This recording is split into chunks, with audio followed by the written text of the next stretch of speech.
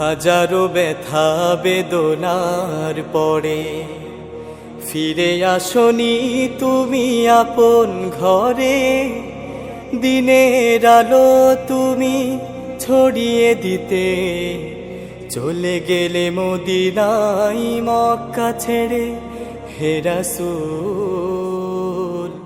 তোমাকে ভুলি আমি কেমন করে। হে রাসূল তোমাকে ভুলি আমি কেমন করে।